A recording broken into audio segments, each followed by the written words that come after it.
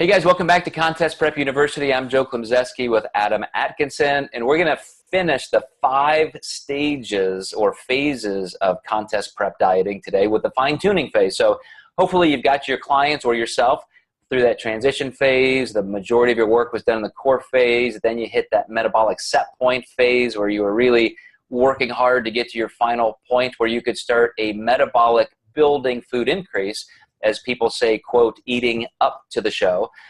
Now when you've achieved that, if you've given yourself enough time, you can start fine-tuning. You can experiment a little bit. You can start taking notes on where you look your best. I think we all can look back at different peak weeks and say, man, my best was this day or this morning or this evening. And if you have time to CSI it, as Adam said earlier, you can start putting these notes together. And Adam, as a coach who works with a lot of bikini competitors, as well as male bodybuilders, amateurs, first-time competitors, mature pros, you probably love having the ability to have that time to fine-tune exactly where you want each person to be for the division criteria, and maybe even the competitors they're going to face. Mm-hmm. Absolutely.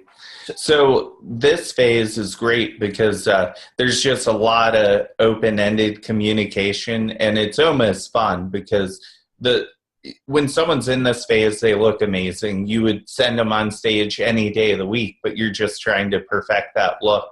So there's usually no hard conversations of, oh man, my weight stalled, because they're ready for the show and they're excited. So a lot of communication and just this could be a lot like peak week where we're looking at morning, midday, and night photos. With the fine-tuning phase, I might have someone send a morning photo and a night photo and just see what parts of their body seem enhanced with that. Are they storing more glycogen at night? How much spillover is there?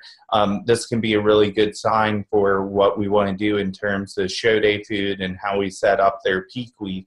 But I'm currently doing this with a pro-level client right now where we're having her go to the gym and take some morning photos and see how she looks. And then other times during the week, we're just having her relax and take some morning photos as well.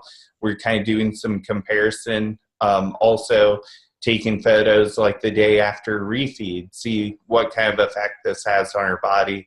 And then the day after the refeed, just looking, is there any spillover? How much more tightness is there? Also, where does she feel her best? In the subjective area like bikini, we definitely want to make sure that we're both really looking at what the other pros are bringing, and we're trying to fit just right into that so minute criteria that is going to hopefully make her a pro champion.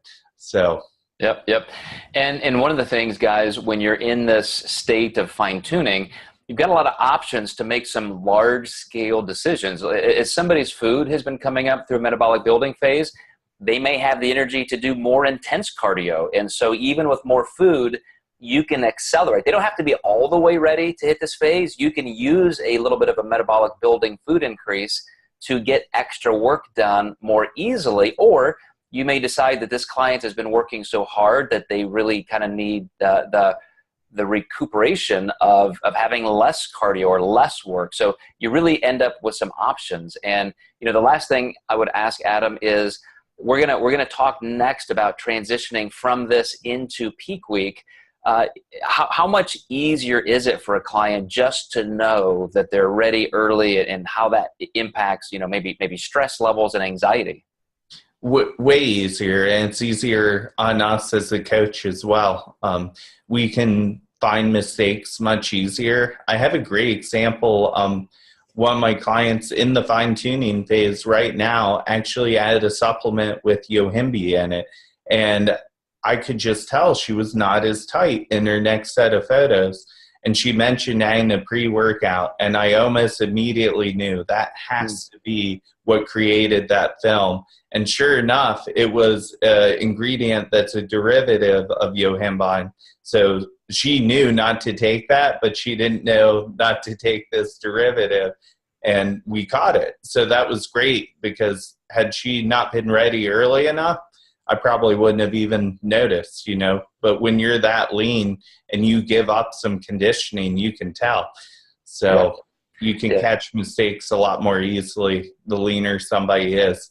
So many advantages to having that time. And guys, we're going to wrap this up next episode talking about how to make that final transition into peak week. So we started all the way back from just starting with day one of your contest diet leading up to that final week. So stay with us for this final episode, and we will catch you next time.